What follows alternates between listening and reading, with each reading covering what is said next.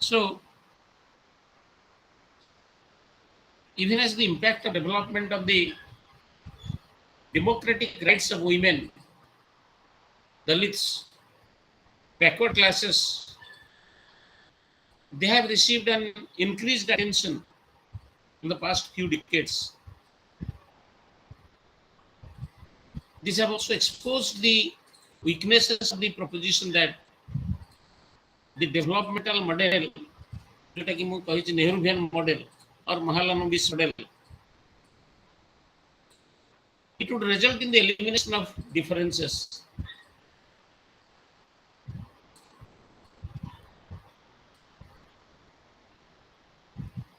But now we shall discuss some other areas which shall deal with the issues in development and challenges which the democracy and development they are facing in particularly in our country.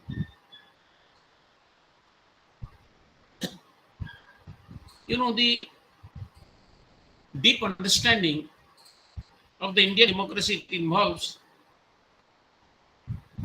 the analysis of emergent issues and ongoing challenges. ଏବଂ ଏ development ପ୍ରୋସେସରେ ଆମ ଡେମୋକ୍ରାସିରେ କୋଉ ପ୍ରକାର challenges ବା issues ଆସୁଛି, ଫର example issues related to human development, gender and development, regional imbalances, migration and development, environment and sustainable development, etc. These are the issues and challenges before our democracy.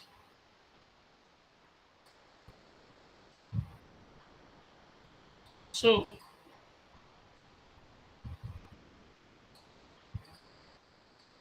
first of all, we shall discuss about human development,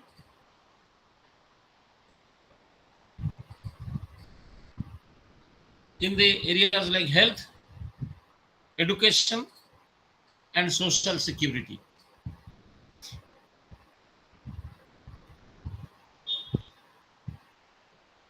विशेष कर democracy आसला परे बा independence हला पाइला परे बा हम स्वाधीन हला परे स्वाधीनता पाइला परे development has become the central theme. लोकंकर बा समाजर केमती विकास साधन हो.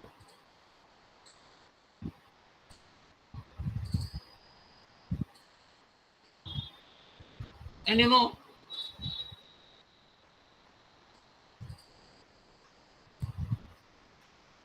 मानविक विकास, human development has become the major issue. एवं human development को various angle रो approach कर रही थी. It has been approached from various angles by various thinkers, various interpretations they have been attributed. गोटे approach होची income GNP approach, gross national produce.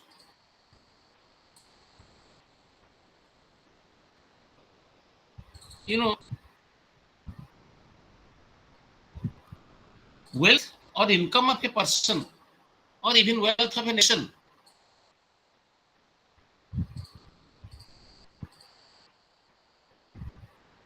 is not only a good indicator of the range of choices they can exercise, but also the realm of freedom and possibilities.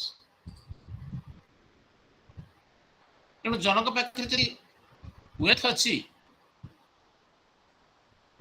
definitely he has a lot of choices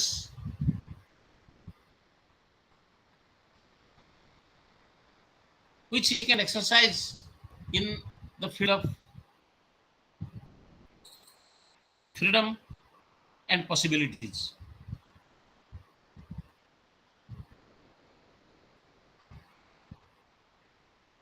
So, this is perhaps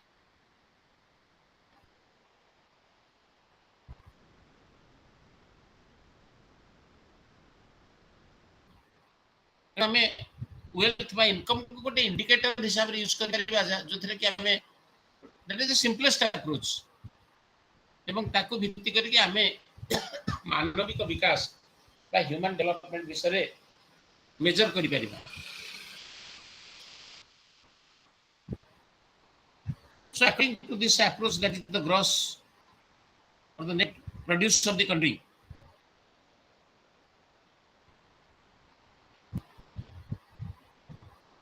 we shall find that the gross produce of the country is converted into money value divided by the total population of the country. So if there is a higher per capita income, it will indicate a higher level of human development. यदि per capita income टा higher, तबे हमें जानिबा जे level of human development is also higher. So this is one of the simplest approaches to measure human development. मानविक विकास को major करिया पे एटा होची simplest approach. किंतु एही अप्रोच रो मध्ये बहुत क्रिटिसिजम्स मध्ये अछि, बहुत अनेक समालोचना भी मध्ये अछि. And what are the possible criticisms? आकु को एंगल रो हम समालोचना करि परिबा. अनेक कोन income is just means, it is not an end in itself. Income टा जोटे माध्यम, एटा गोटे फाइनल बा एंड प्रोडक्ट बा ऑब्जेक्टिव नुहे. So higher income did not necessarily mean better quality of life.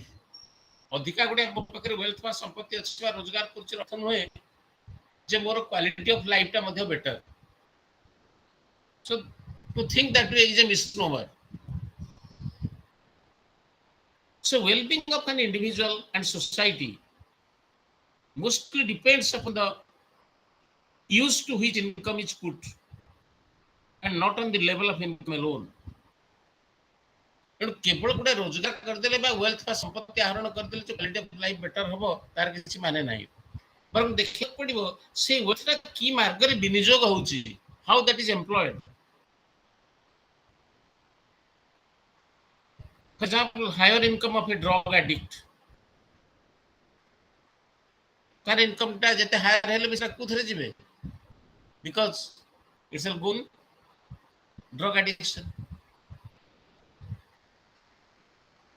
Think in terms of higher income of a sick person. It's the income shall go only in purchasing medicines or being hospitalized.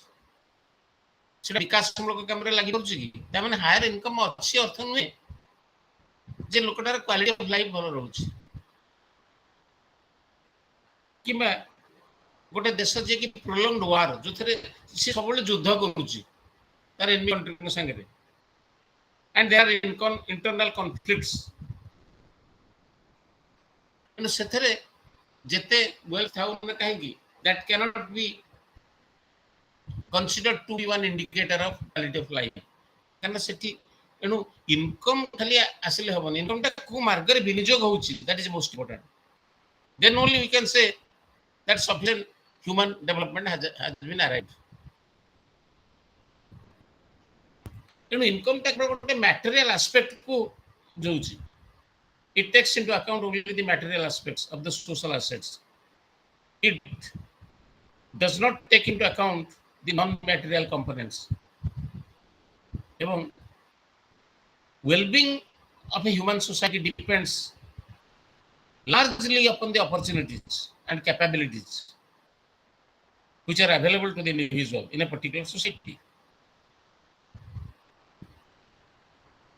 Then another angle of thinking, critical thinking is income of a country or even the income of an individual at a particular point of time is incapable of assessing the potentialities and growth prospects in future.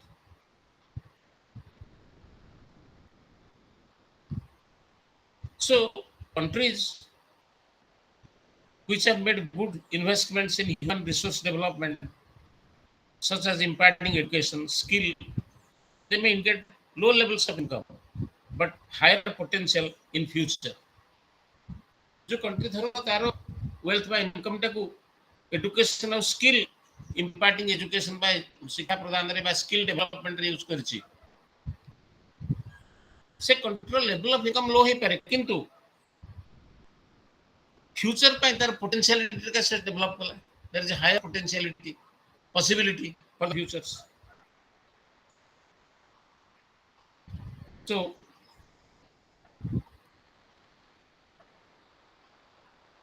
that country definitely has more prospects. Higher income with higher disparities, they will indicate relatively low levels of well-being than medium income with low level of disparities.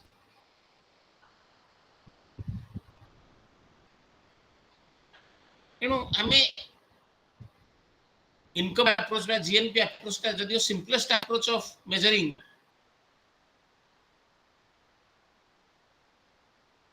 development, these are the possible criticisms. So it can be safely stated that links between income and human development is neither direct nor automatic. Another approach is also human capital formation approach. हमें बर्तमान income का GNP approach देखिए तापर हमें briefly हमें सकाल को analyse करिया because the time is short. Human capital formation approach एक मध्ये कहा जाए human resource development. Human resource को हम यदि डेवलप करेबा तो ह्यूमन डेवलपमेंट होबो. This is another important approach. एवं एई अप्रोच रे ह्यूमन बीइंग टाको मीन्स हिसाब रे यूज करा जाए. Human being is one resource. हमें साधन मानविक साधन हमें साधन टाको हमर ओटे मीन्स हिसाब रे यूज करूचे ताहा माध्यम रे हमें बेटर गोल्स को हम निंदी पाइबा. So this approach, that is human capital formation approach, it is also known as human resource development approach. Human being is a means. Human being is not an end. And human beings are considered as instruments in extending the expended commodity reproductions.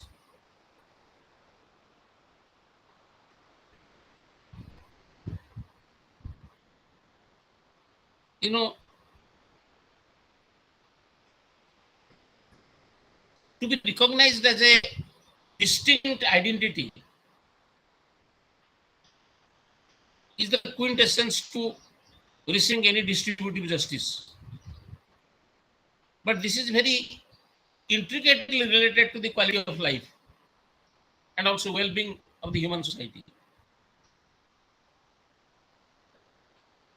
So perhaps this message, it has become very clear from an incident in human history, that the fall of the former Soviet Union, Yugoslavia, Pretoria, and Iraq.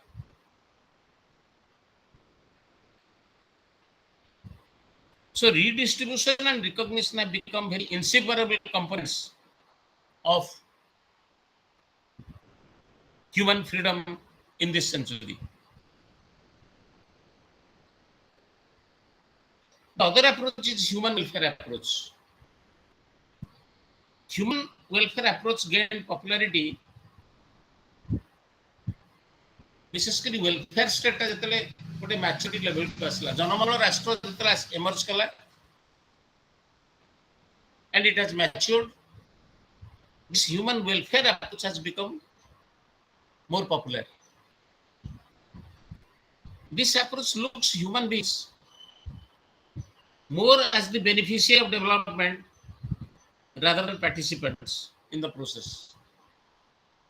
एनु एई approach रे society रो members मानन को development process रो जोडा को ସୁଫଳ ତାର beneficiary ହିସାବରେ ୟୁଜ କରାଗଲା। So human beings are considered to be the beneficiaries, ସେ ସୁଫଳଟା ପାଇଲେ, but they never consider these human beings or the members of the society as participants in the process। କିନ୍ତୁ development ପ୍ରୋସେସରେ ତାଙ୍କର ପାର୍ଟିସିପେସନ ଉପରେ এই approach ବିଶେଷ ଗୁରୁତ୍ୱ ଦେଲାନି, because the human beings are considered to be beneficiaries of development। So this approach appears to be in the interest of the general well-being and the common good।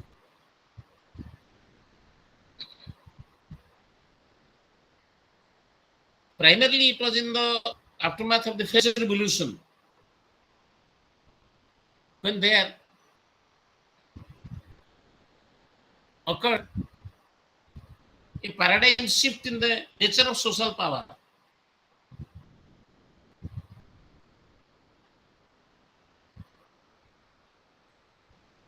Class rule was replaced by hegemony control। Use of open violence was by structural violence, and brutal power was by the capillary power relation। So as a result, naked exploitation, it gave way to hegemonized control and governmentality। So analysis has suggested that the most ideal welfare state represents one that uses structural violence and capillary forces to exercise hegemony control over its people।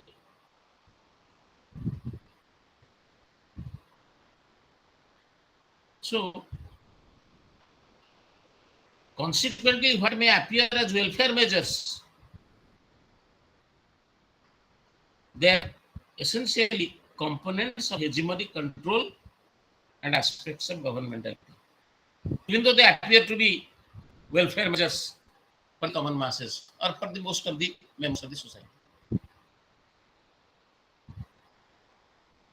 Another approach is called basic minimum need approach। This very nutshell ଆମେ କେବଳ ଜାଣୁଛେ ଯେ development process, Humane ଡେଭଲପମେଣ୍ଟକୁ ଆମେ ବିଭିନ୍ନ ଆଙ୍ଗେଲରୁ କେମିତି analyse କରିପାରିବା ବା ବିଭିନ୍ନ ଦିଗରୁ ଆମେ ସେ କନସେପ୍ଟ ଆଡକୁ କେମିତି ଯାଇପାରିବା। ଆଉ ଗୋଟେ ଆପ୍ରୋଚ ହେଉଛି basic minimum need approach. This is also an important approach, very much debated,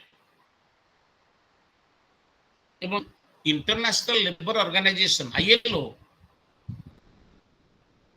in fact has initially proposed this minimum needs approach। এবং International Labour Organization 6 ପ୍ରକାର ବେସିକ ନିଡ୍ସ ହ୍ୟୁମାନ ନିଡ୍ସ ବିଷୟରେ ଚିନ୍ତା କରିଥିଲା। So ILO has identified 6 basic needs like health, education, food, water supply, sanitation, and housing। So it basically concentrated on the bundle of goods and commodities and services जोटा कि deprived population group दरकार करती। Basic needs, health is a basic need, education is a basic need, food and water supply basic need, sanitation, housing। deprived population निहाती भाबरे ए basic needs की तांको provide करबा दरकार।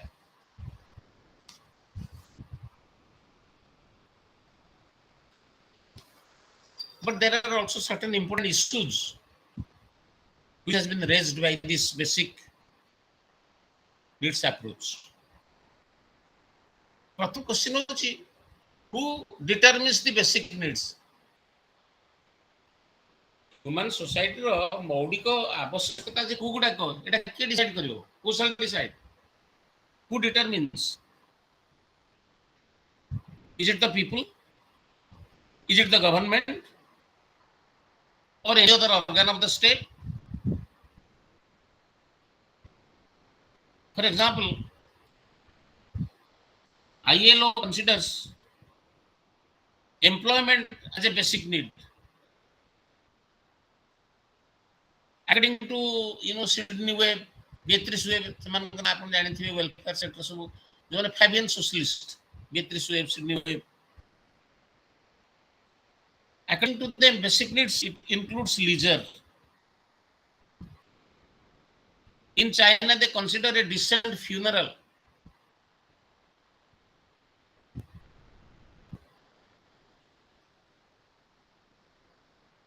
And others also may consider safety, nirapatta.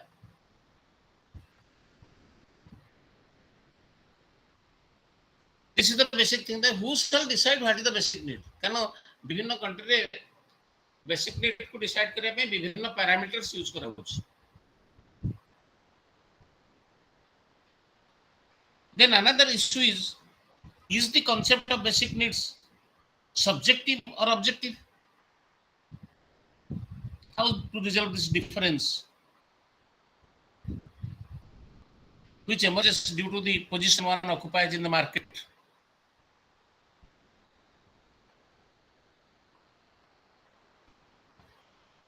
Then do the basic needs refer to conditions for a full, long and healthy life?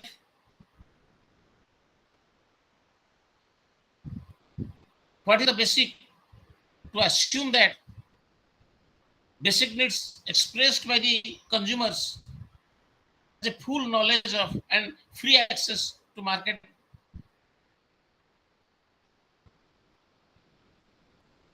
Then another basic issue is what is the purpose of participation? What form should it make? Participation of the people in the process of development is seen as a major advancement towards their empowerment and well-being. But the question is whether it is a means or an end. What is the purpose of participation? Participation ଆମେ ଗୋଟେ means ଭାବରେ use କରିବା ନା ବିକାଶର and ହେଉଛି participation?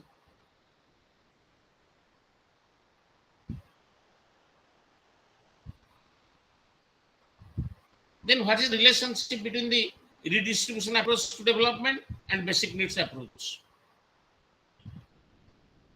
Whether basic needs are in end in themselves or they can be used as instruments. And what is the role of the forces of globalization and also multinational agencies, international support in mobilizing the basic needs? So, from this discussion of these issues, we can say that the basic needs approach has been very severely criticized by scholars. Capability, options, freedom, they are the three non-negotiable minimum acceptable criteria, which is laid down by many scholars. One of the scholars, which I am going to refer, Frank Stewart, he suggested that human development should be assessed in terms of more objective and observable achievements rather than in terms of subjective parameters. Subjective parameter kuda happiness is a subjective term. Freedom, subjective term. Choice is a subjective term. These are not objective parameters. Happiness differs. It depends on one's own perception. କିନ୍ତୁ observable achievements ଯୋଉଟାକ concrete ଭାବେ ଆମେ achieve କରିପାରୁଛେ, those are objective parameters. So, in the backdrop of these debates or of these various approaches to human development, United Nations Development Program, UNDP, it has tried to define and conceptualize human development ଏବଂ 1990 ମସିହାରେ UNDP finally came forward with a definition and notion of human development. So,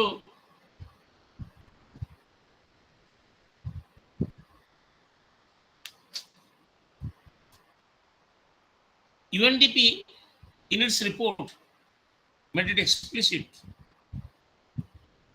So the first report on human development, the first report on human development, United Nations Development Program, UNDP.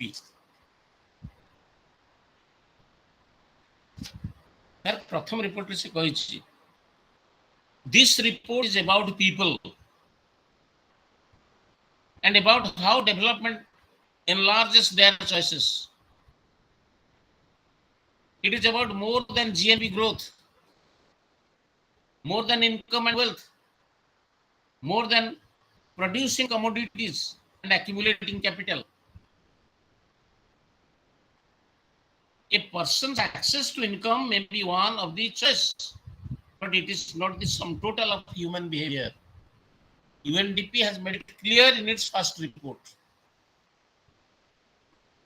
So, human development is a process of enlarging people's choices.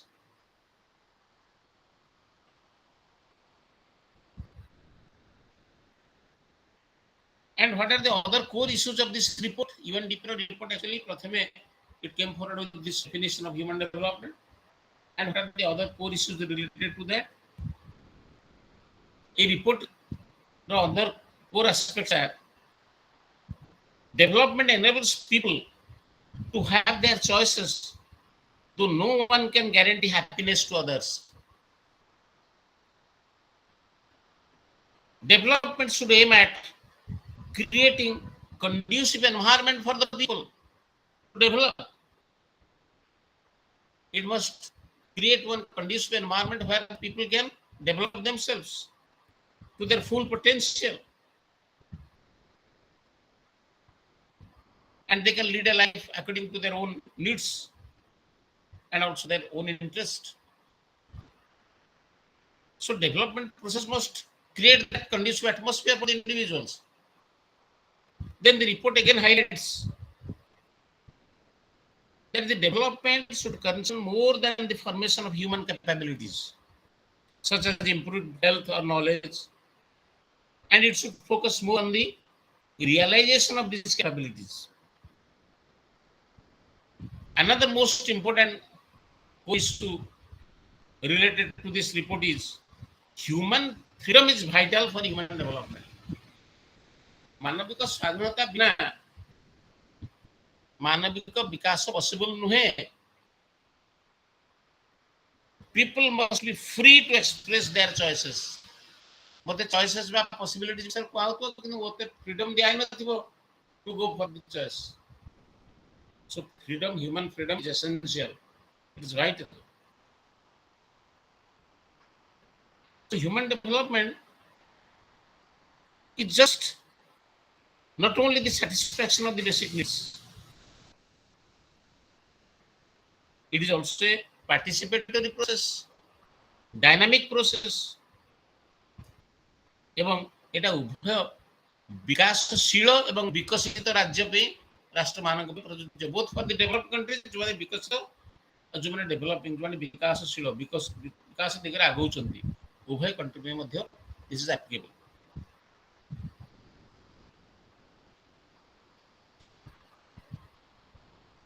So regarding the indicators of human development ମାନବିକ ବିକାଶକୁ indicate କରୁଥିବା factor ଗୁଡାକ ବିଷୟରେ ମଧ୍ୟ UNDP ରିପୋର୍ଟରେ କୁହାଯାଇଛି. It was felt that measuring the progress of various countries on the basis of single criterion, that is GNP, gross national product, it has too many limitations.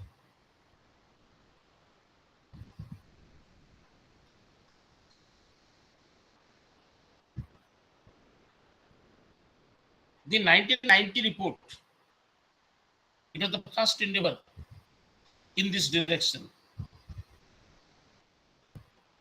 এবং এই রিপোর্ট হ্যুমান লাইফর তিনটা essential elements, তিনটা আবশ্যকীয় উপাদান উপরে গুরুত্ব দিয়েছে। That is longevity,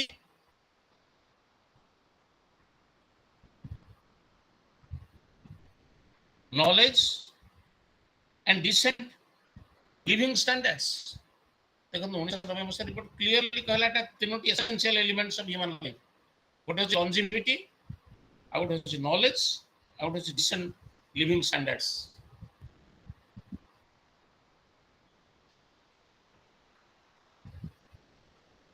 Hello,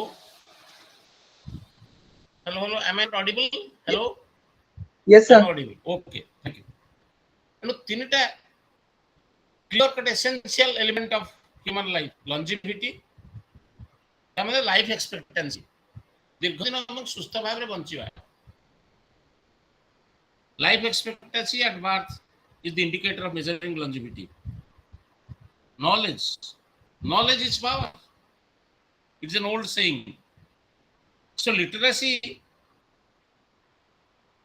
is a person's first step in learning and knowledge building.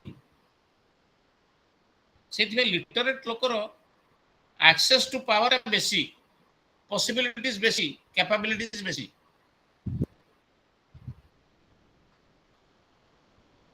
Then decent living standards, जोटा कि क्वालिटी ऑफ लाइफ को इंडिकेट करूची। आमे गोटे लॉन्ग लाइफ बंचिबार अर्थ नुहे जे गोटे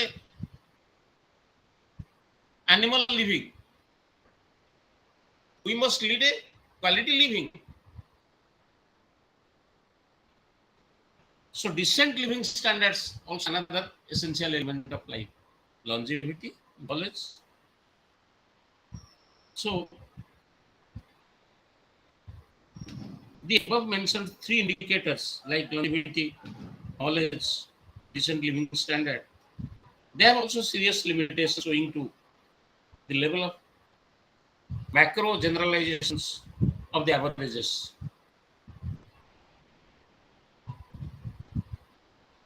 You know, it has also been criticized for positioning human development against growth. Then its overemphasis on sectoral growth. Overall growth न करके बेबले sectoral growth ऊपर मध्य ये overemphasize करते। And also the leanings towards the poor countries whose primary goal is to satisfy their basic needs, minimize its applicability in case of the developed countries. And the basic minimum needs applicability basically needs of the poor countries ऊपर emphasize करते। But by that way, it minimizes its applicability in case of the developed countries.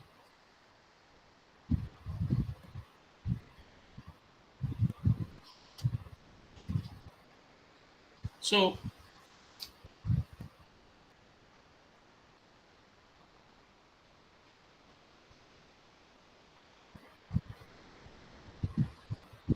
there are also paradigm shifts from the last 3 years report and the one which is published in 1993.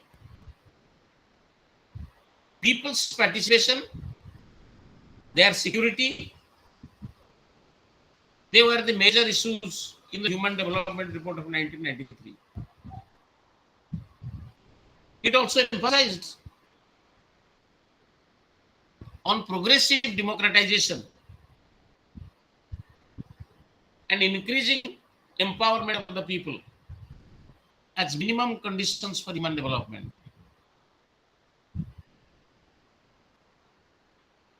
In 1995 report, human development ର ବିଭିନ୍ନ ସମୟରେ report ସବୁ ଅଛି। 1995 1995 report ରେ the theme was gender equality. So there is a shift, equal opportunity to all, particularly to the females, was the prime concern. Otherwise, our development is not possible. So it mentioned that human development, if not engendered, it is endangered. I mean, the development of gender means sufficient justice must be given, equal justice must be given to the women. And it must be gender justice जो time process so development को जदि हम N gender न करबा gender justice ऊपर में ताको base करि परबा नहीं then the process shall be endangered. You see, it's a nice statement. Human development, if not engendered, it is endangered. एमन यह विपदपूर्ण है. तेणु मनुष्य समाजर विकास साधन हो जो समय gender justice equal justice must be given also to the human masses. So there are certain findings. Poverty has a woman face. I mean, देखिए समग्र विश्व रे 70% of the women they live in poverty. So it is very nicely said that 70 women has a woman poverty has a woman face. तमने अनेक महिला दारिद्र्य भितर गति करछन. Removing gender inequality has nothing to do with national income. And another finding, I'm only touching upon important findings of the report of 1995. That women receive disproportionately small share of credit from banking institutions. Women receive much lower wages than men. लोकमान को जति पुरुष मान को जति veg दिया होची ता तुलना रे नारी मान को यथेष्ट कम वेज मिलु बहुत जगह. There is also high rate of unemployment among the women. Likewise, this report naturally suggests that human development is not possible unless development of the women is done. And the most important aspect of this SDR, I mean Human Development Report of 1995, was methodical and conceptual changes in the construction of Human Development Index. The first was related to level of knowledge and awareness. The second change was related to lowering of the minimum value of income. And finally, the report concluded that if half of the humanity face such as gender discrimination,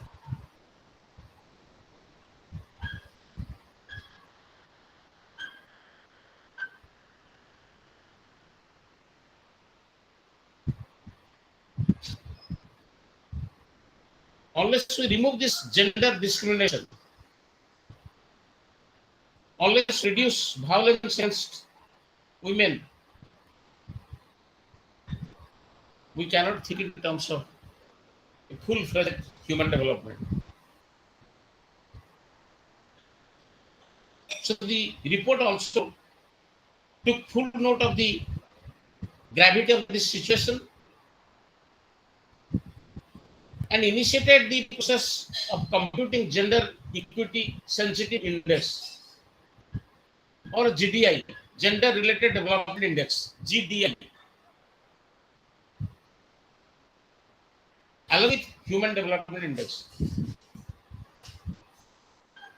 Human development index सहित gender related development index they must be taken into consideration.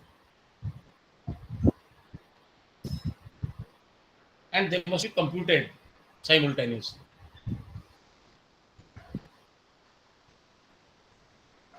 So,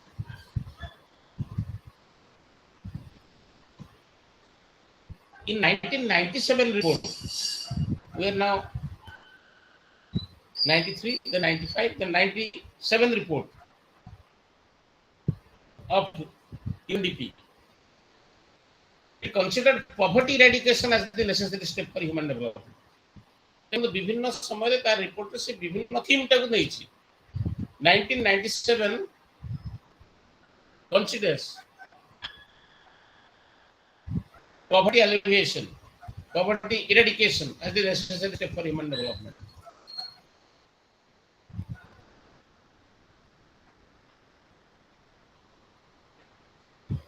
So it critically looked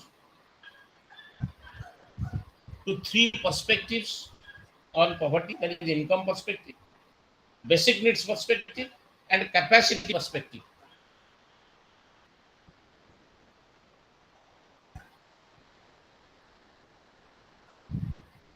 And some of the important aspects of this report of 1997 UNDP report, which include being disabled, lacking land, livestock, farm equipments, then being unable to bury their dead ones, being unable to send their children to school, having more mouths to feed and fewer hands to help. ବେଶୀ ଲୋକ ଅଛନ୍ତି ଖାଇବା ପାଇଁ କିନ୍ତୁ କମ ଲୋକ ଅଛନ୍ତି ଯେଉଁମାନେ ରୋଜଗାର କ୍ଷମ ହେଇପାରିବେ, ଯେଉଁମାନେ କି ସେମାନେ ଖାଇବାକୁ ଦେଇପାରିବେ, to feed. So there are more mouths to feed but fewer hands to help. Suffering from effects of destructive behaviors like drugs and alcoholism,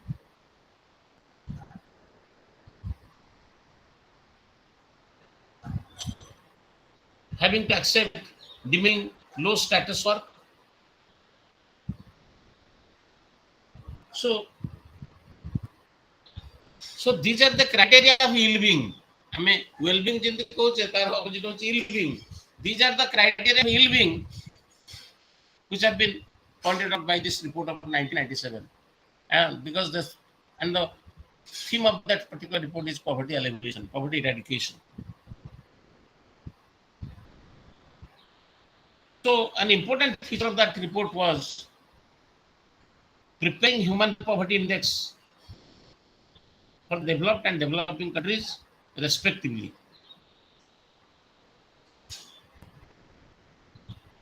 It concentrated on deprivation in three elements of human life. That is, we have already referred to that three elements, that is longevity, knowledge,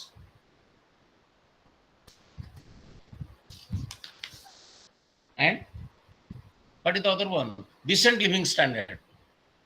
These are the important elements. So the report also dealt with the deprivations relating to survival, that is vulnerability to death at a relatively early age. Then also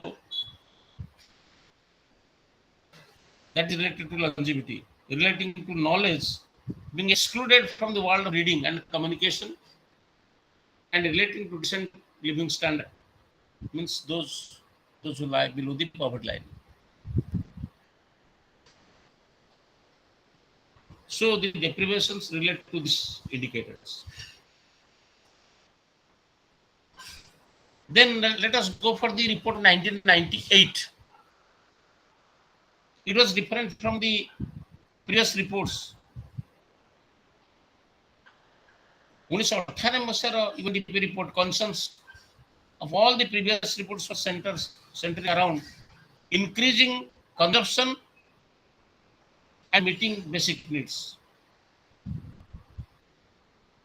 So this report of 1998, it blames spurious consumption patterns by some countries. So when some countries they have gone for the spurious consumption patterns, the other countries they suffer. So countries adopting these spurious consumption patterns are responsible for the low levels of well-being in other countries. So this report emphasizes a change in the consumption pattern. And only that, I mean, unless we change this consumption pattern all over the world, development process is not possible. Human development shall be a distant dream.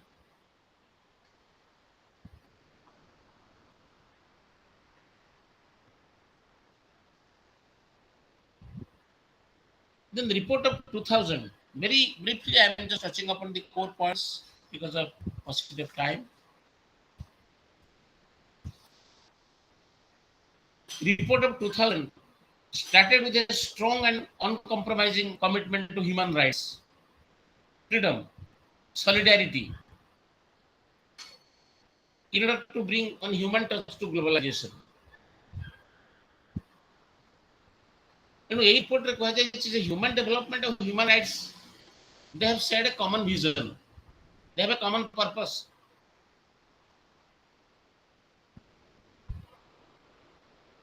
So what is that common purpose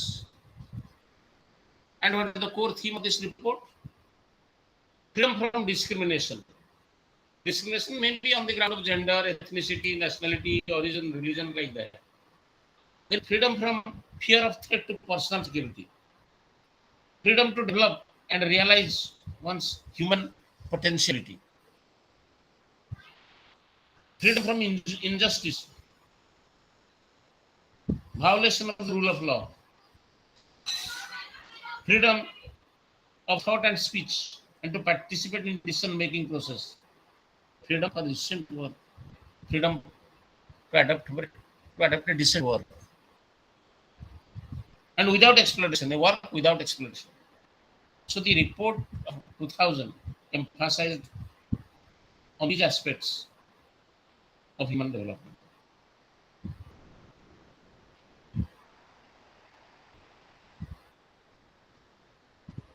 So to quote that report, that it has defined human development like this: to have access to the resources for a decent standard of living. But the realm of human development extends further into other areas of choice highly valued by people, including participation, security, sustainability, guaranteed human rights, all needed for being creative and productive and for enjoying self-respect, empowerment, and a sense of belonging to a community. This is how the process of human development has been defined in this report of 2000. 2001 ମସିହାରେ जो human development report ହେଇଥିଲା, it has tried to link human development to technology. ଦେଖନ୍ତୁ ପ୍ରତ୍ୟେକ ରିପୋର୍ଟରେ ଗୋଟେ theme ରହିଲା, ତାର ବିଭିନ୍ନ ରିପୋର୍ଟରେ ବିଭିନ୍ନ ସାରାଂଶ ରହିଲା। ତେଣୁ 2001 ର ରିପୋର୍ଟ ମାନବିକ ବିକାଶ ସହିତ ଟେକ୍ନୋଲୋଜି, ବୈଷୟିକ ବିଜ୍ଞାନକୁ link karela. What is the relationship? It acknowledges that technology networks are transforming the traditional map of development. Technology ର development process ର impact, ଏ ରିପୋର୍ଟରେ କୁହାଯାଇଛି ଯେ ଟେକ୍ନୋଲୋଜି ଆସିଲା ପରେ ନୂଆ ନୂଆ innovative technology develop, it has impacted development to a great extent. It has transformed the process of development because application of technology has expanded people's horizon and creating the potential to realize a decade's progress in a week's time. कम समय भीतर बहुत विकास करबार जो पंथा ए नुआ technology आम आगे रखिला।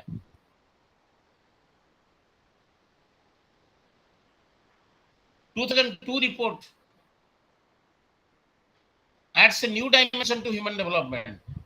It is a report about politics and human development.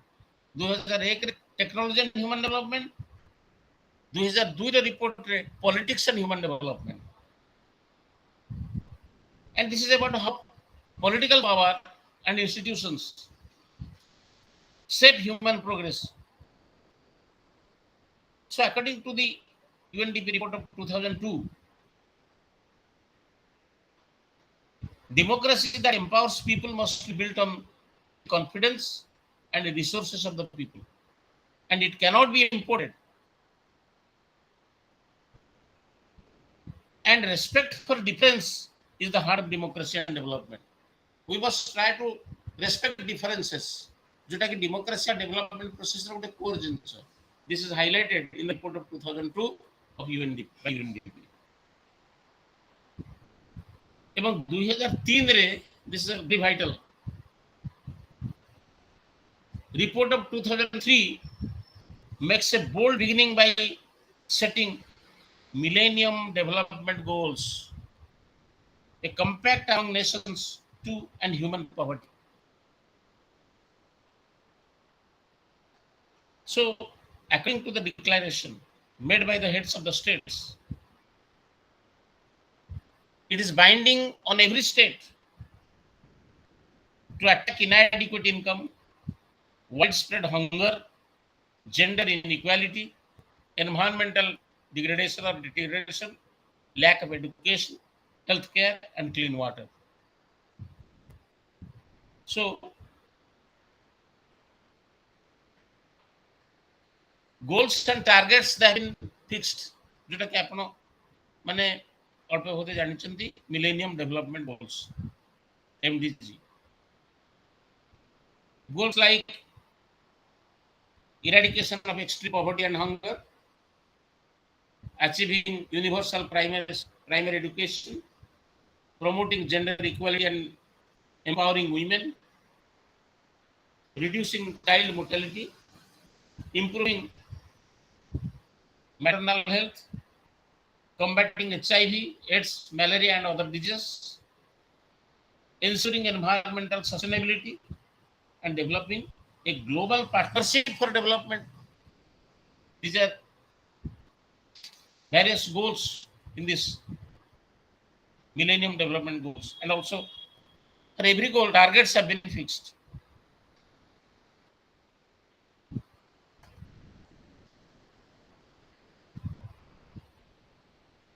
So, what about development, human development in our country, India?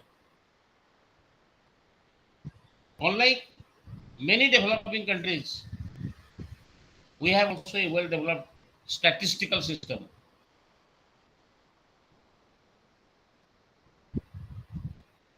And among the most prominent agencies, there are National Population Census, National Family and Health Surveys, Sample Registration System, National Sample Survey. So this is definitely indicating towards a well-developed statistical system. But it was, however, realized that these agencies are contributing significantly in obtaining information on different aspects. The information lacks coordination and they do not directly relate to each other as far as the data generation is concerned. विभिन्न statistical agency विषय जो data से collect करछन regarding development index and all that, there is not proper coordination. One scholar, to quote him, the population census provides detailed information of demographic characteristics and other variables. It has no information on income, asset, ownership, consumption patterns, and other variables. So it was felt that a unified survey covering different facets of human development, level of living, employment, wages, literacy, education, morbidity, disability, nutrition, and likewise, it must be formulated. And such a unified survey would enable researchers to draw interrelationship between the different variables and thereby better understanding. And India case development को मापिया measuring करिया पे जो index आवश्यकता अछि हमरो there is a good network of statistical systems. There are many agencies operating, but there is lack of coordination. And also, they are not they are not directly related to each other. Researchers मान को development process को assess करिया पे ଗୋଟେ necessary systematic data source ତାଙ୍କ ପାଖରେ ମିଳୁନାହିଁ. So as a result, excuse, as a result,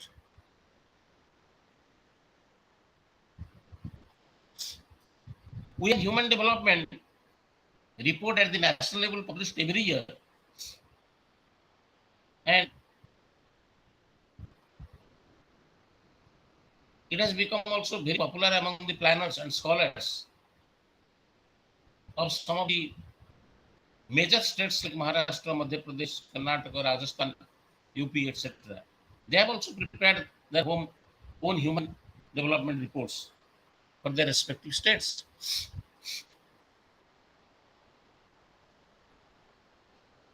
The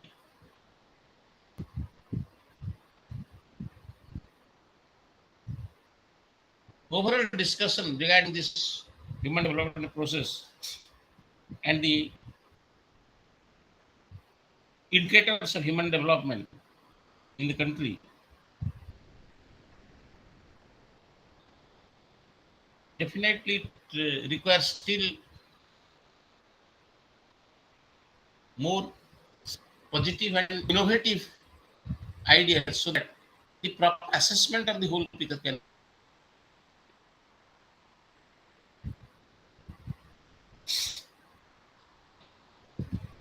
Preparation of the SDI, Human Development Index, is definitely a very sound and noble exercise.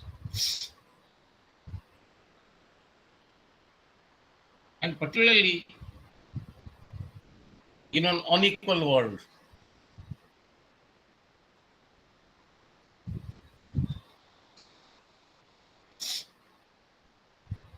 So I think more or less we have touched upon the various aspects, definitions of human development process, the SDI, and the reports of UNDP.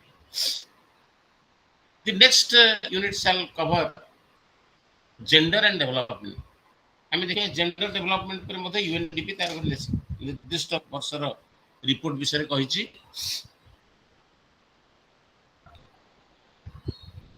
ଏବଂ ବିଶେଷ ଏବେ with the feminist movements which has been termed as new social movements, the champions, the leaders of women rights, those are demanding gender justice, equal rights of participation, liberty and justice for women section of the society. In this context, gender and development and the discussion there too has become very prominent. You know, biological difference between man and woman is generally the basis of defining them in two diametrically opposite social categories as male and female. But this sexual difference becomes the basis of many unscientific, irrational, and artificial differences between man and woman. So when the sex difference is a biological difference, gender is something which is a social difference between the male and the female.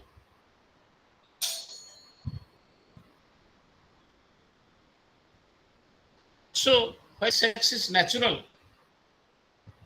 and biological, gender is a social construct. Sex is biological, natural. But what about gender? Social construct. So gender injustice has been created by the human society, by patriarchal societies, by the male-dominated societies.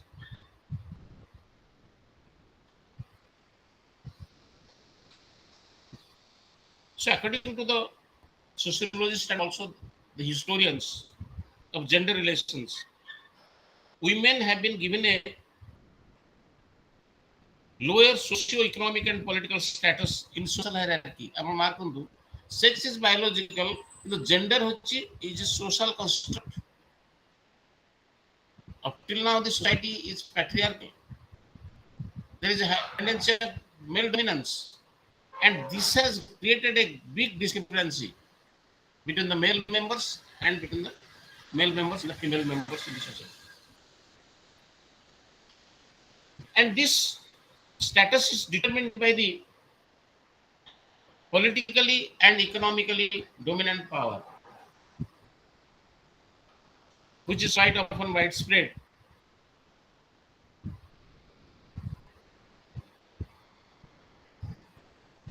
There are many scholars championing the cause of women now. You must have heard about the feminist movements, first wave of feminism, second wave of feminism, third wave of feminism, fourth. So various generations of rights they have been emphasized. ଯେ କୋଉ ୱେଭରେ women ମାନଙ୍କୁ କି ପ୍ରକାରର rights କୁହାଯାଇଥିଲା. In one way, political rights, equal political rights, right to vote, then economic rights, social rights, and also among the feminists there are various categories regarding the nature of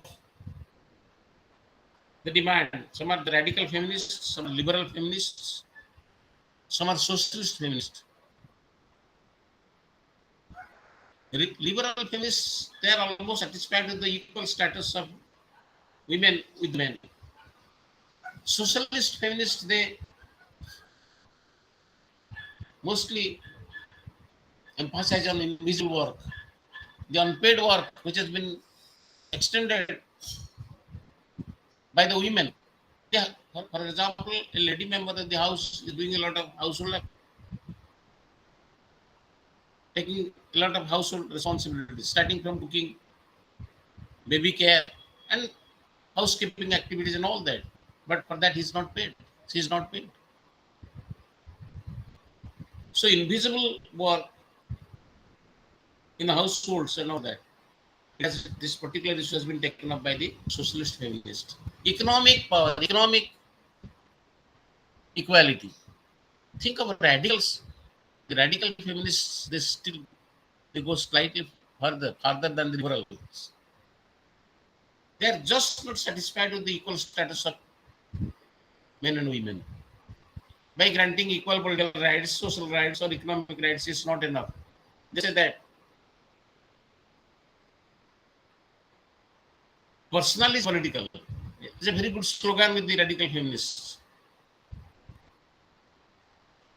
The patriarchal society is trying to relegate the importance of the lady members in the society by saying that the position of the women is confined to within the four walls of a house, of a home.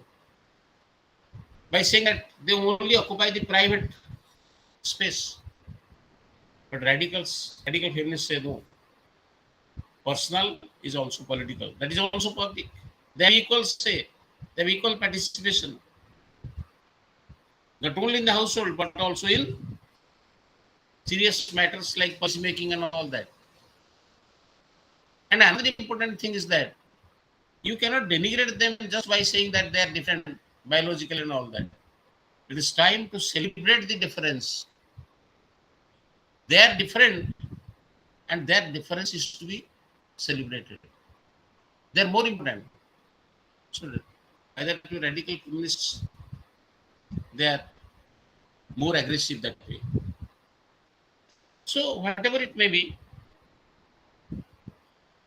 Kate Millett is one of the feminist leaders. She has written a book, Sexual Politics. She defined this structure of power as patriarchy. The way a girl child is socialized in accepting the powerful male authority, it has been one of the key themes of the sociologists and historians. And other feminist is also Simon D. Weaver. He has also a monumental book that is called The Second Sex. He tried to unravel this aspect of our social life. So there has been serious attempts to understand, and as a Marxist and feminist would say, to break the power relationship so that the women could come out of their subordinated position. So now there is in the cultural arena also religious discourses to the portrayal of the media. Women quite often are reduced to the role of what is called second sex. So these type of trends in the society they have been challenged. So now gender also can be discussed in the context of development and gender.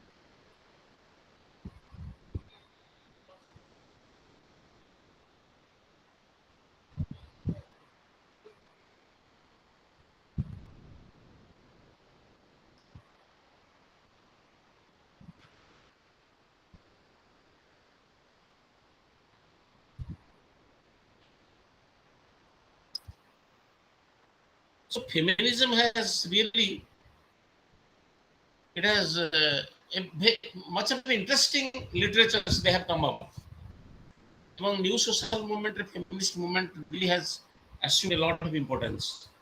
ତେଣୁ ଆମେ ଯେତେବେଳେ development ପ୍ରୋସେସଟାକୁ ଯୋଉ ବିଷୟରେ ଆଲୋଚନା କରୁଛେ without the gender justice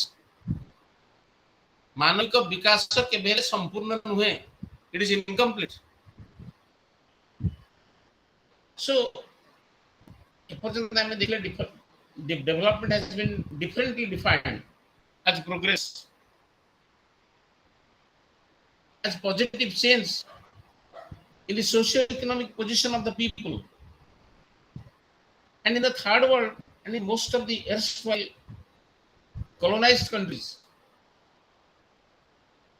it was the demand for development and a future developmental vision that defined their movement for liberation.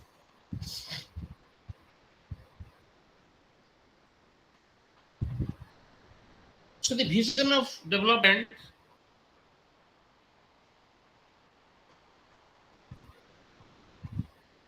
was not merely economic progress, but also closely related to the political expressions of independence.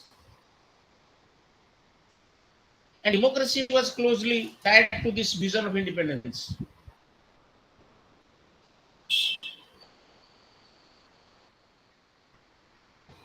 Democracy and democratic institutions, for example, as constitution framers of India, they thought were the greatest guarantee of women rights and well-being. And as experiences have shown, it is the democratic system which has provided the women space to make their individual as collective voice felt in the society.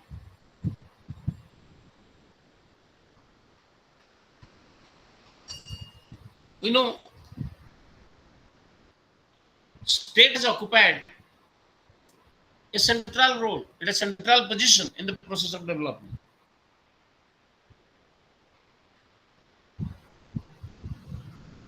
It was the leadership of the anti-colonial movement which came to occupy the state apparatus, and therefore there was some amount of close relationship between the leadership, the state, and the masses.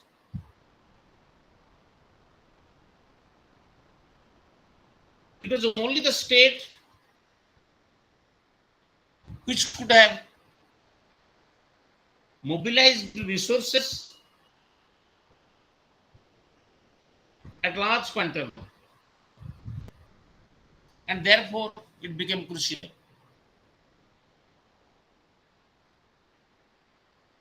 Economic development among political development, they are co-terminus.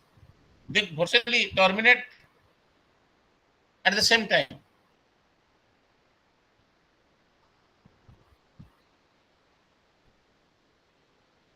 And these economic and or political development processes, they're co-terminus, particularly with the drive for the modernizing state, the society, institutions. So equality, the legal rights of man and woman, the idea of citizenship, they were the key to such modernization.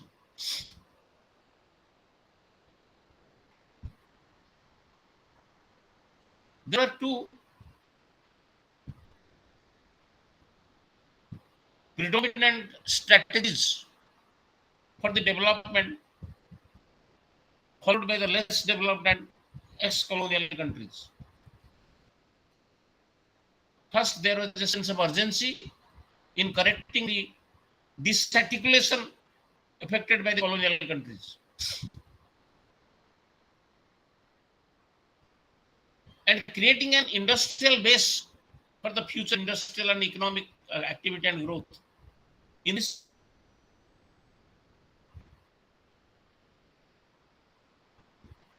so this prioritized the heavy industry sector and an import substitution strategy.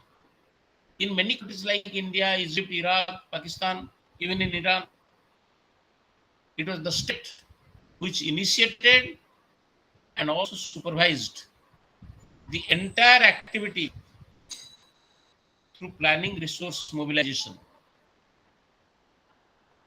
as well as the resource distribution.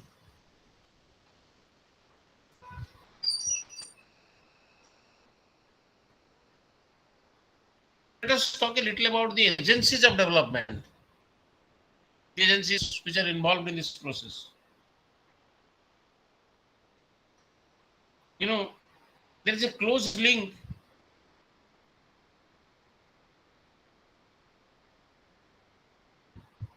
and autonomy which gains through changes in some crucial areas of our life. For example, access to education, better healthcare, their access to gainful employment, opportunity to take decisions.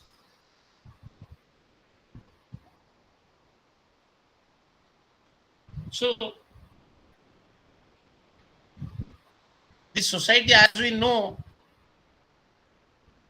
or the society which is almost, we have seen from ancient days up till now, it does not grant these rights or privileges to the women without any struggle.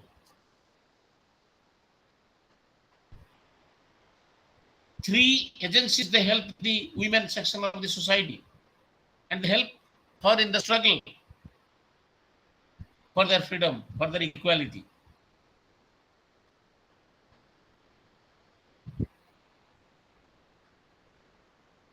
You know,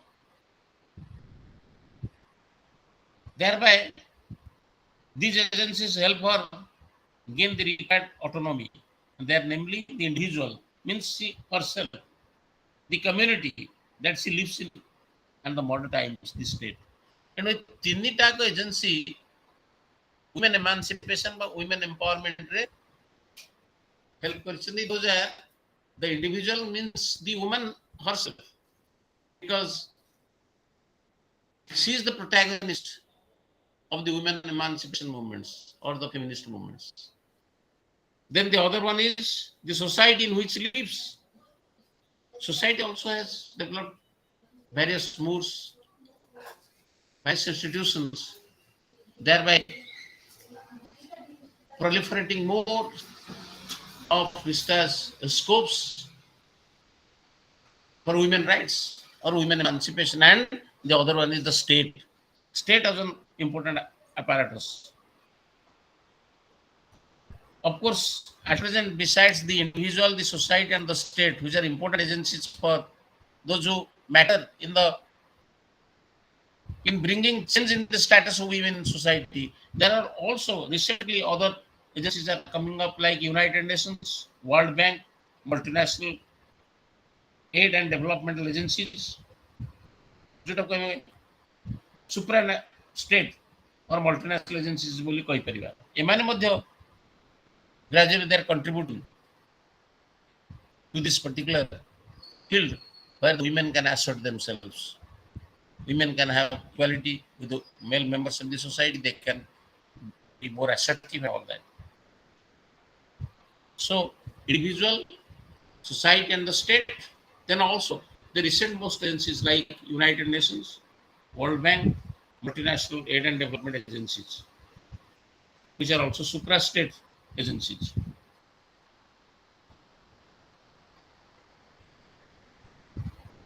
The libertarians, they insist that it is the individual and her merit that alone count. Any intervention by the community and the state on her behalf proves not only counterproductive in the final analysis, but also detrimental to her well-being. Libertarian ମାନେ କୁହନ୍ତି ଯେ individual ତାର ଅର୍ଥ the woman herself is most important actor. ସିଏ କେବଳ ତାର rights କୁ ଆସର୍ଟ କରିବାରେ ସାହାଯ୍ୟ କରିପାରିବେ। And the intervention on the part of the society or state, etc., sometimes may prove to be detrimental. So libertarians, they emphasize the role of the individual, the role of the individual members or the lady members of the society, the female members of the society. They can only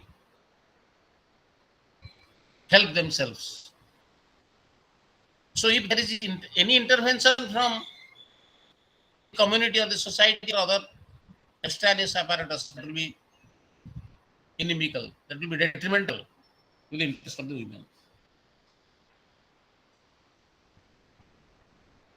Particularly, this libertarian approach was made popular during the early 80s, 1980s, with people like Margaret Thatcher, Ronald Reagan, those who argued for what is known as complete freedom to the individual and the withdrawal of the state from affairs of the individual. Individual freedom to complete withdrawal of state or community. So Margaret Thatcher, Ronald Reagan, they are the champions of this libertarian thinking.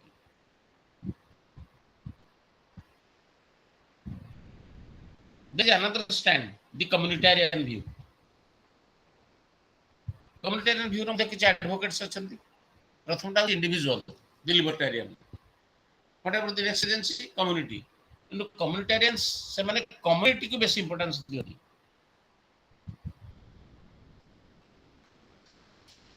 And also, communitarian approach gained popularity because of certain factors. First, the most powerful women movement for the last 3 decades, they have been fought by women with the help of local communities. ସେମାନେ କହୁଛନ୍ତି local community ବିନା women ମାନେ ସେମାନଙ୍କର development ବା ତାଙ୍କର rights କୁ claim କରିବାର ଯୋଉ movement ବା ଆନ୍ଦୋଳନରେ ସଫଳ ହୋଇପାରିବେ ନାହିଁ। Communities participation is a must. ଏବଂ experience କହୁଛି ଯେ women movement has become successful only with the help of the communities. And they have thus inspired other struggles. And secondly, the Western aid agencies too are propagating the communitarian idea in their product. So this is the view in support of the second agency, that is community, society. What about the state, role of state in gender justice? Modern times, state often played the crucial role in enabling the women to access those facilities. You know,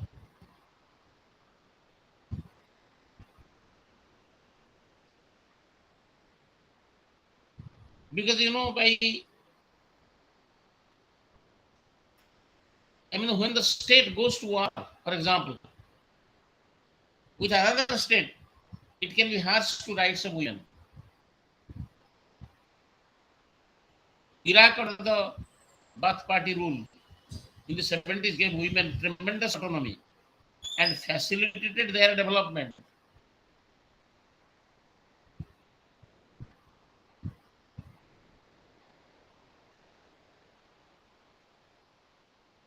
And instances they have been also quoted that maternity leave was also a very generous, and pregnant women had their jobs protected.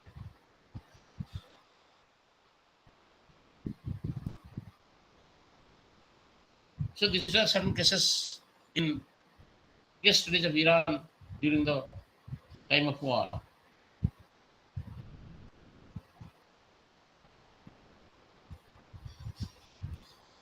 This was a case study of Iraq under the Baath Party rule in the 70s.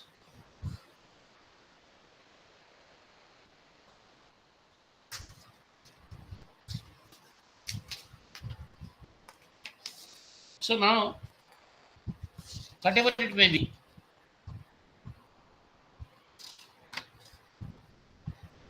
there is a shift from women in development to women and development. That is WID to WAD. এবং অনেক ବି କହନ୍ତି এটা gender and development ମଧ୍ୟ କୁହାଯାଇପାରିବ।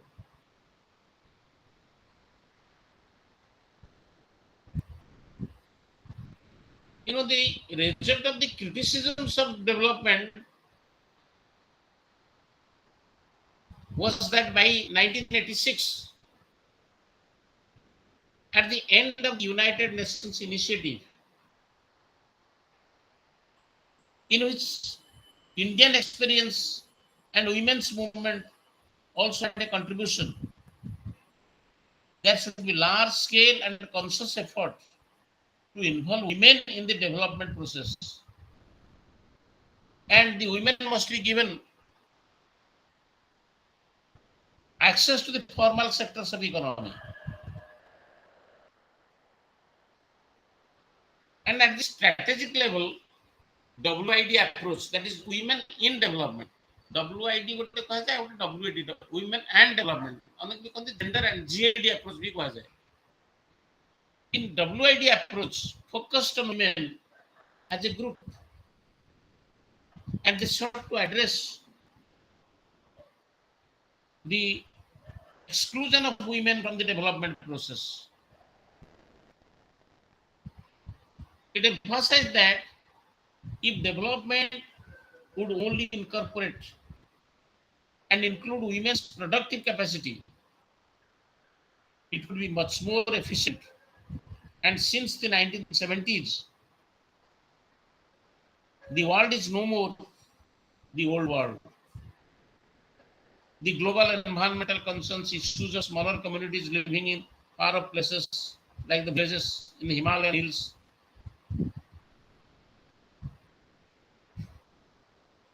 they are coming to fore in the discourse on development.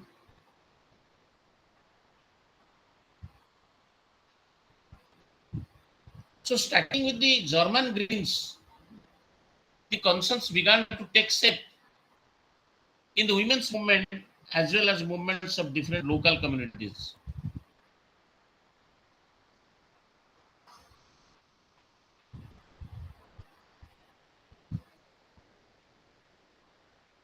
And the process in some of the cases, for example, neoliberal reforms had failed to provide a better life situation or employment opportunity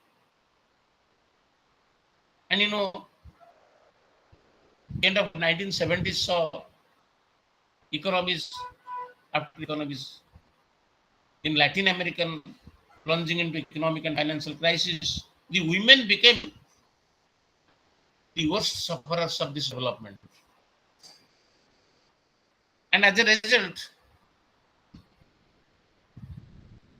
there grew a strong reaction to the idea that development itself is not a solution.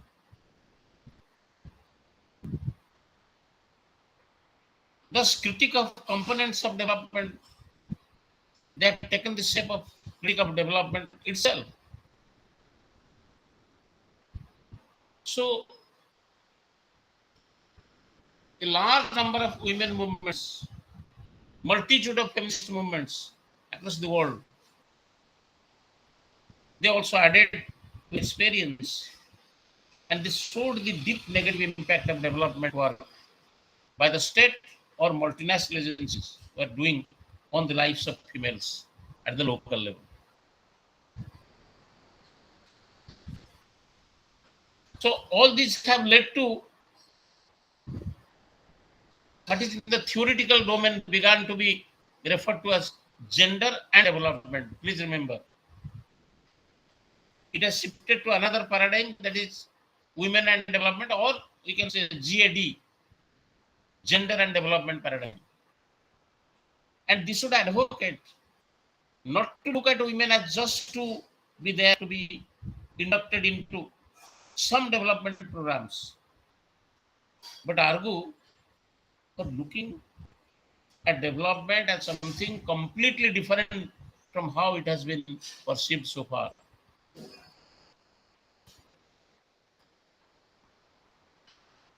So empowerment of women was thought to be only way to ensure their participation in their own development. Unless we create scope for them,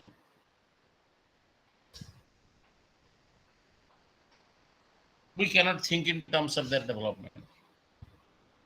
Thus, at the execution level, it favored non-governmental initiative, which it was thought could bring in more of the participatory approaches. Focus on small-scale women-only projects to assure participation and prevent male domination. And at the level of political struggle, an autonomous movement of women has been projected.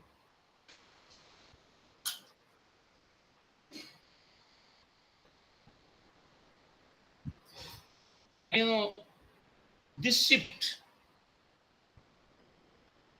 from women in development to GAD, that is gender and development, it is accompanied by a newly emerging notion of power, which saw power relation not merely in grand scale between male and female, but it argued that the relationship negotiate on everyday basis. Thus, the struggle for the well-being of the women has also to be on a day-to-day basis and on a micro level.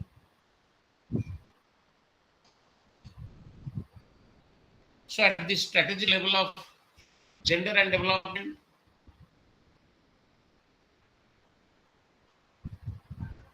there is a focus on women and men in relation to one another. And the GAD approach sees the subordinate status of women to men as determined by the society as the core problem which needs to be addressed. And it is believed that focusing on women in isolation does not address the power issues that are at the core of the problem.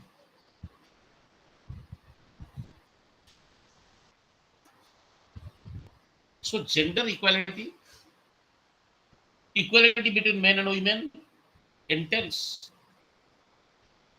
the concept that all human beings, both men and women, are free to develop their personal abilities make their choices without any limitation, which is set by the rigid gender roles and political and other prejudices.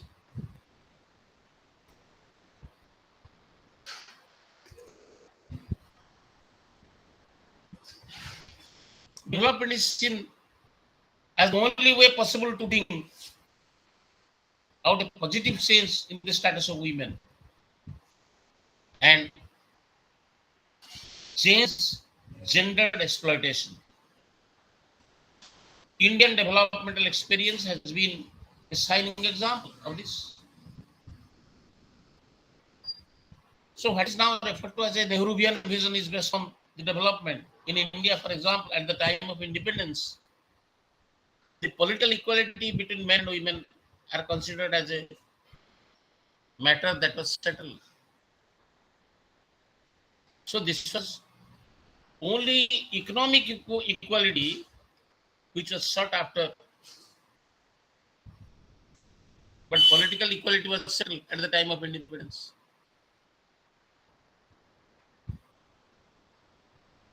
But of course, this economic equality has been settled to a great extent by the process of development, in spite of its limitations.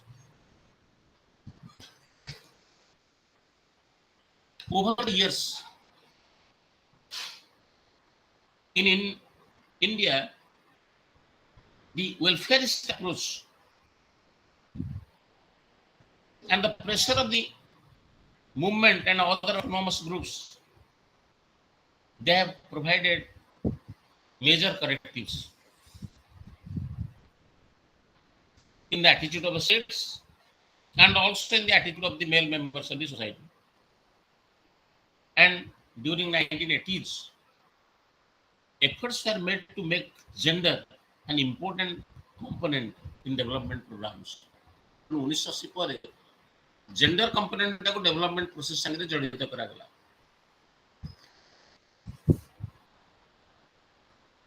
And this was the beginning of the 30% reservation of the women at the local level administration. ଆପଣ ଯେଉଁମାନେ 73rd 74th amendment ସେଟା ଧୀରେ ଧୀରେ ହେଲା ଏବଂ local ଆଡମିନିଷ୍ଟ୍ରେସନରେ women ମାନଙ୍କ ପାଇଁ reservation ରହିଲା।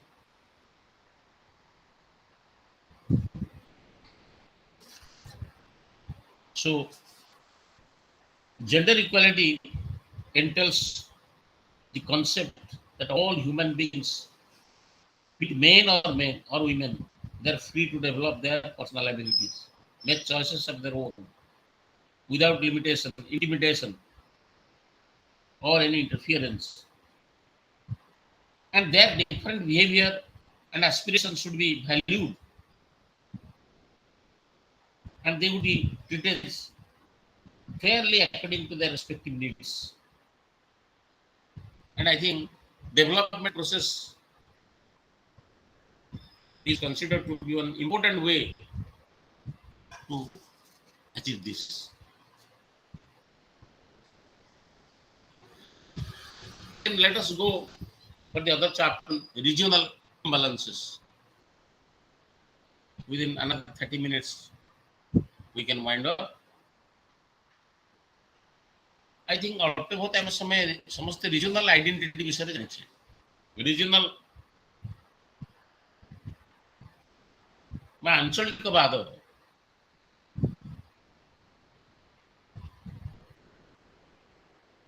the origin of regionalism in India can be historically traced back even to pre-independence days.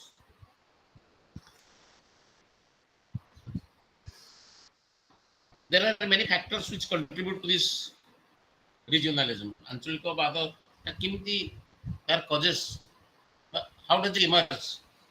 It is because of many factors like cultural heritage, geographical isolation, ethnic loyalties. But a political angle, we have consider regionalism is a complex political, economic, and ethnic phenomenon. So this is one expression of heightened political consciousness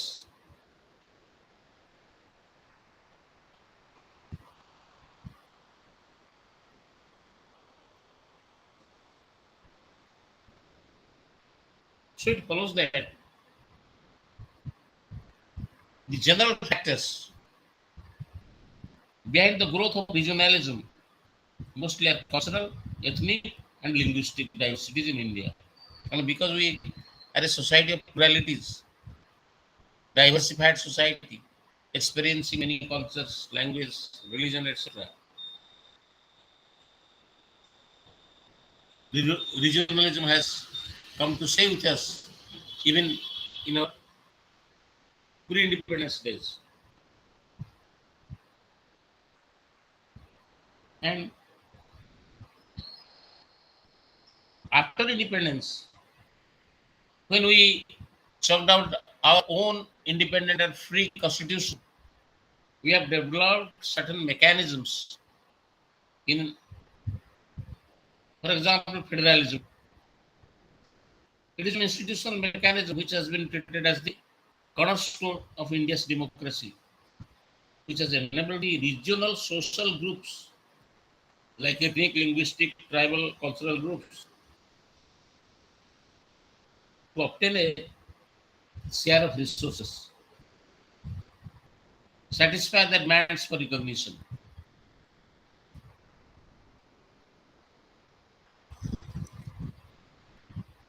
So we have tried to develop mechanisms in our constitution so that these regional imbalances, regional disparities can be addressed. Regional interests, the regional needs, they can be taken into consideration.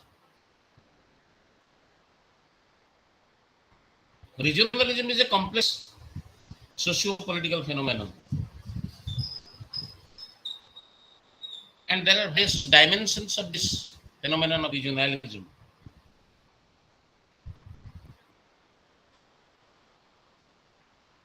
The concept of region, in a sense, lies at the very core of any conceptualization of regionalism.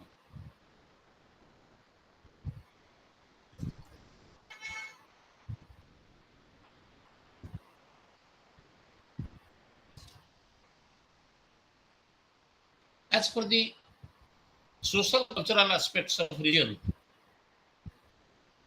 it is considered as a nucleus of social aggregation for differing purposes.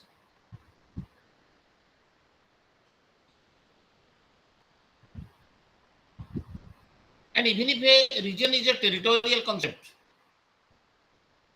its attributes are not exclusively territorial.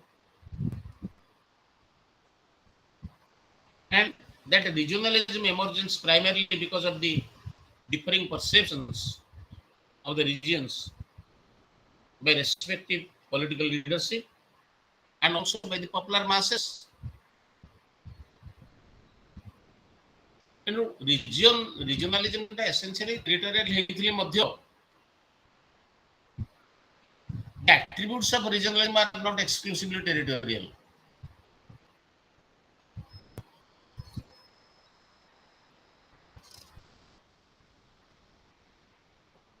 So in a general theoretical sense,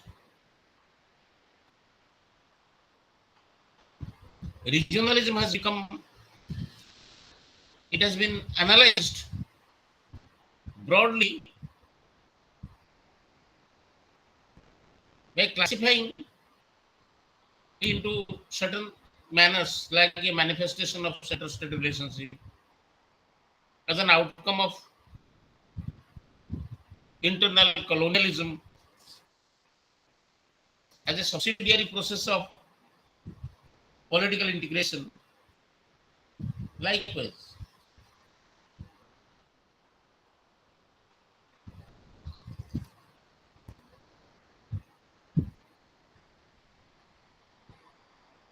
a study of regionalism in India would do well to take into account the formulation of by Iqbal Narayan. Iqbal Narayan has given the broadest possible definition of regionalism, which covers geographical, historical, cultural, economic, political and administrative, and psychic factors. Of course, his definition is too broad.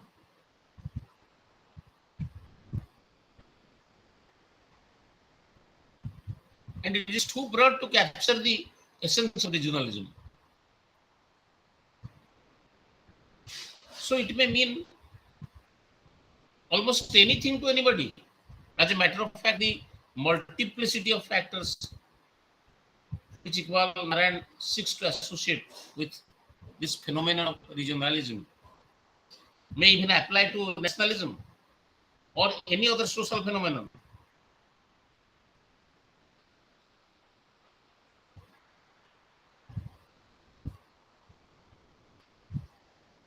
You know, here it will be also slightly pertinent rather to refer to nativist movement. बेले बेले भी हम confuse कर परिबा जे गोटे nativist movement मध्ये गोटे regional movement हेई पारे. So how can we compare the nativist movement with the regional movement?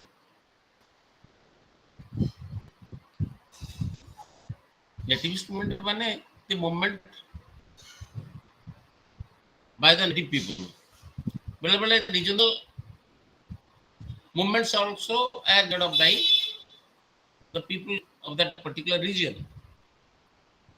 So the similarity between nativist and regional movements lies in the fact that both have a territorial basis. उभय territorial basis रे रहिचंदी. Native गोटे निर्दिष्ट region. And the dissimilarity lies in some cases. First, unlike the nativist movement, regional movement does not necessarily presuppose the presence of migrants from outside the region or exploitation of the natives by the migrants. Nativist movement essentially केतेबेला देखा जाए जो समय native लोक माने भाबंती they are exploited by the outsiders. Regionalism रे essentially that is not the fact. The presence of the outsiders is not one issue so far as regional movements are concerned.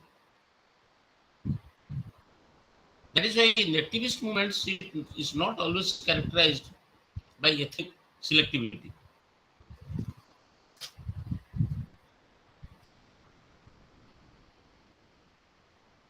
So what was the position of this status of regionalism in colonial India?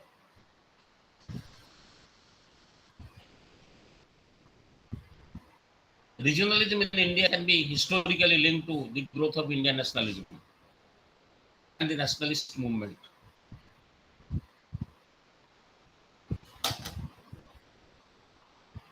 And fortunately, both nationalism and regionalism, they have had their origin in the national movement politics in India in the colonial period.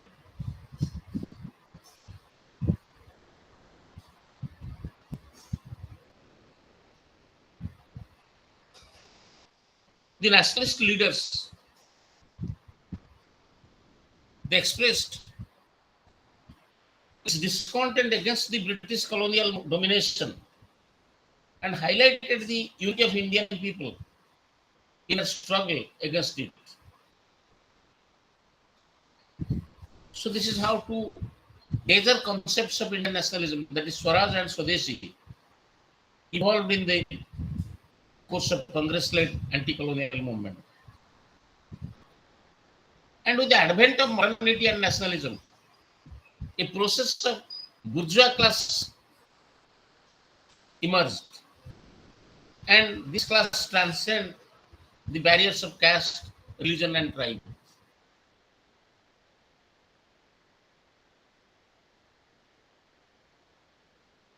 Religion, caste, or tribe. तार ऊर्ध्वरे बुर्जुआ class आसला.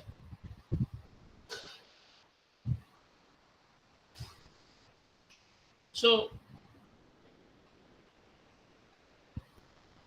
the Indian nationalism comprised of both pan-Indian as well as the regional feeling.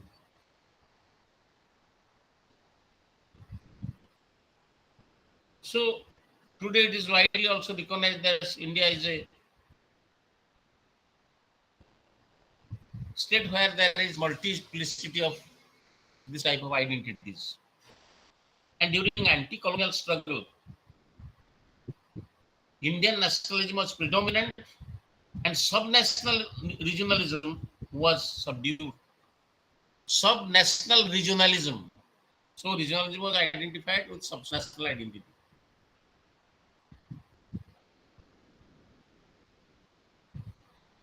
1950 ତାପରେ independence ପରେ 1950 1950 to 60s ଭିତରେ what was the basis of regionalism?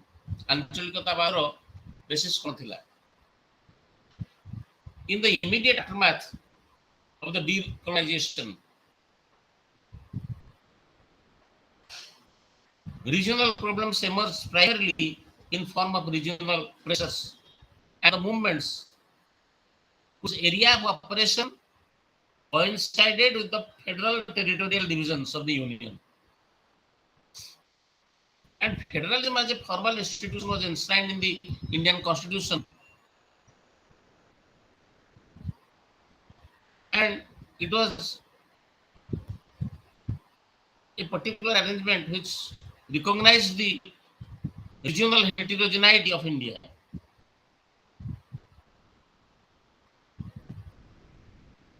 And as for the adherence to the concept of cooperative federalism regarding the allocation of constitutional powers between the center and states, making them interdependent,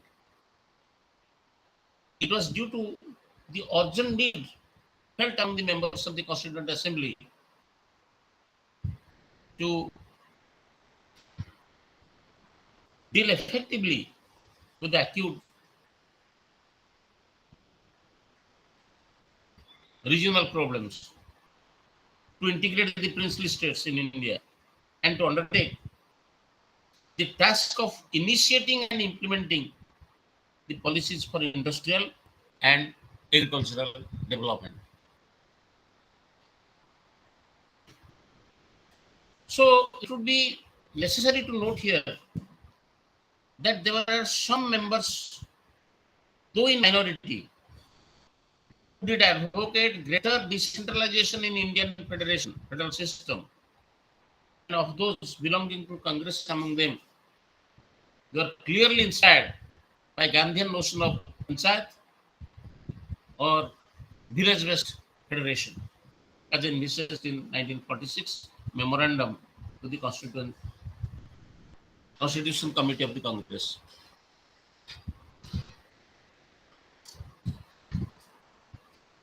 So, Indian federal system leaned towards this center in three important aspects: limited fiscal autonomy to the states, ultimate constitutional paramountcy or prominence to the center, and the balance of administrative capacities. So mostly it was a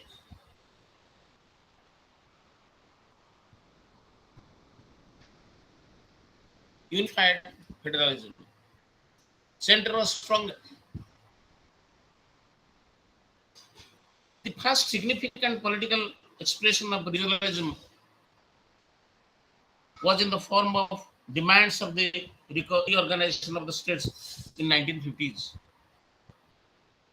on the linguistic basis, which I think we have touched upon in the previous discussion, so that the major linguistic groups, they could be consolidated into states of their own,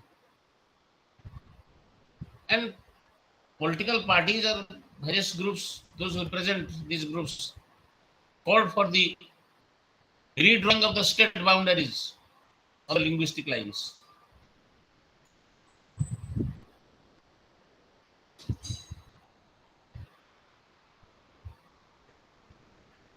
And the then federal government registered, of course, these movements as the Congress party leaders at the national level, they argued that these are Fissiparous movements,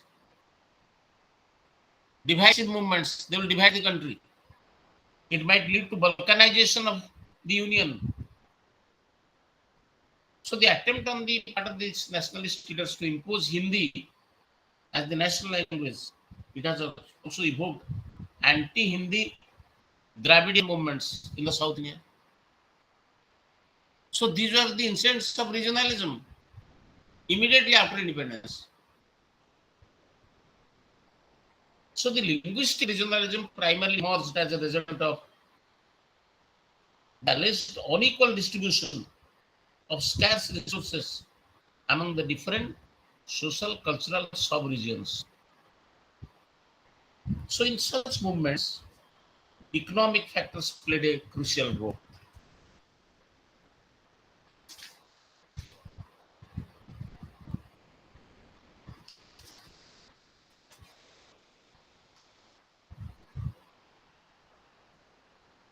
And also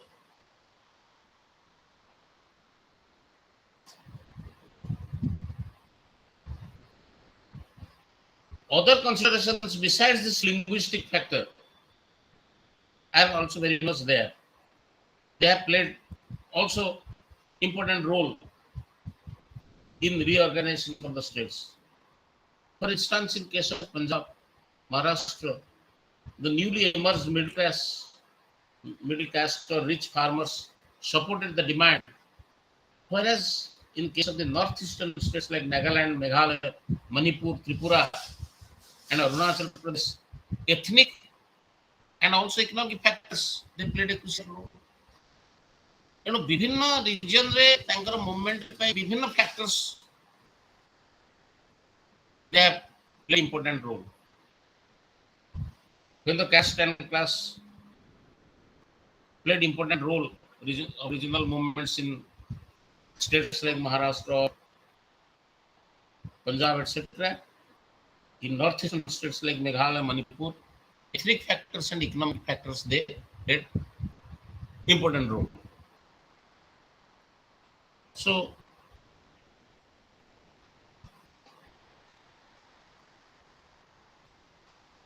on the ethnic and cultural basis, some scholars like James Manor identified 4 distinct types of regional identities. The regional identity based on commonality of religion, the identity is primarily based on language, then the identity is based on the tribal origin, and the tribal identities among the groups residing in the Himalayan and the northeastern states. And all these above, they form ethnicity. They have given rise to the regional and sub-regional movements, either demanding autonomy in the form of separate statehood or secession in different parts of Indian Union.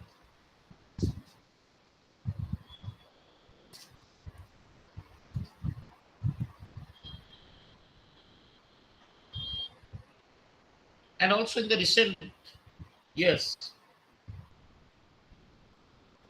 from a class perspective, the regionalization of Indian polity in the 60s and 70s can be attributed to the rise of rich landed peasantry in league with the regional parties in the aftermath of the Green Revolution. Besides accentuating the center-state conflicts, the emergence of this new class also led to the growth in the inter-regional tensions.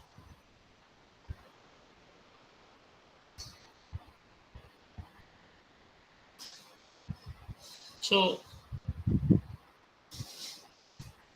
the big process of the formation of the political identity in these regions with their unique ethnic cultural attributes and connotations, they can be correlated with the process of implementation of the public policies which are supposedly aimed and bringing about regional balance.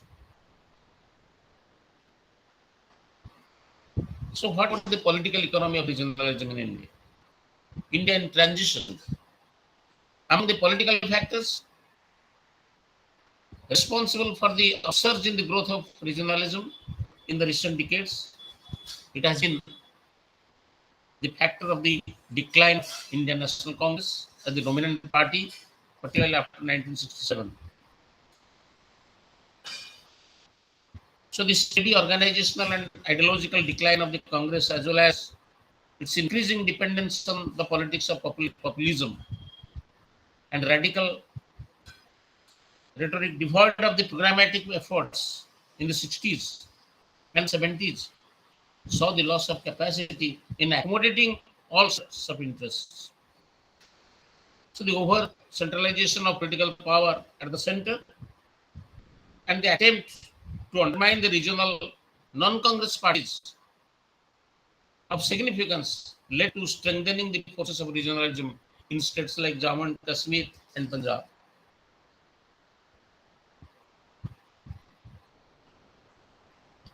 For the past 4 decades of Indian independence, the state governments relied overwhelmingly upon the center to state the overall strategy for development. The center justified the concentration of political and economic power on the ground that it would promote equity among regions and ensure that the least developed regions also would not be left behind. They shall be also given their proper or the due claims. So most importantly for our purpose, since richer states are more equipped than the poorest states to regain a part of the lost revenue by adapting to other aspects of the federal government's liberalization policies.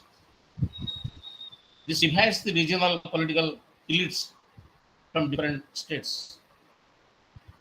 And this resulted competitiveness and the jealousies between the political elites of different states or different regions of the country.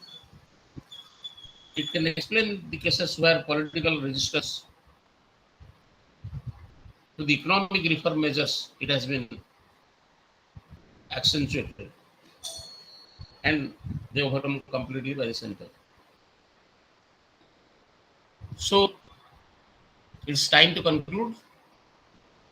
To conclude,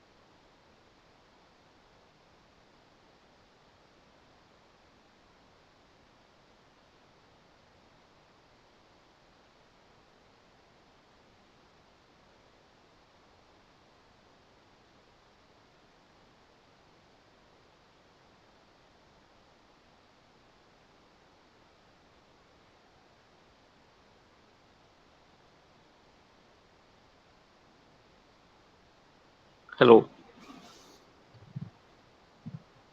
Hello. Hello, friends.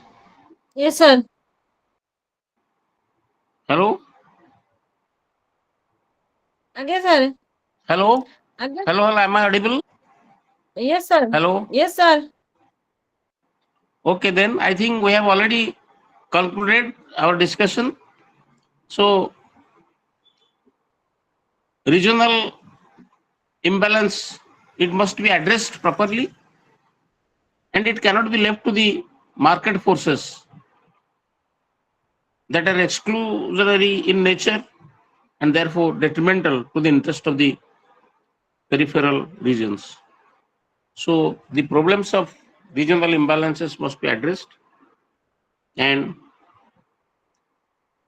on a positive note, the existence of so many different forms of identities in India, it has been a positive factor in the sense that it has prevented regional conflicts from being concentrated along one particular fault line, as has been the case with the federal democracies of countries like Canada or Australia.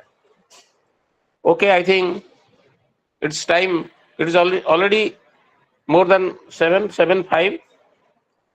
So I thank all of you for the patient listening, and we shall discuss the other parts in the coming class tomorrow. Okay, thank you very much, Thank you, sir. and wish you all happy Ganesh Puja. And again, I thank you for the patient listening. So now I am quitting the platform. Hello, hello, friends. Yes, sir. Yes, sir. Yes, sir. Hello, hello, hello.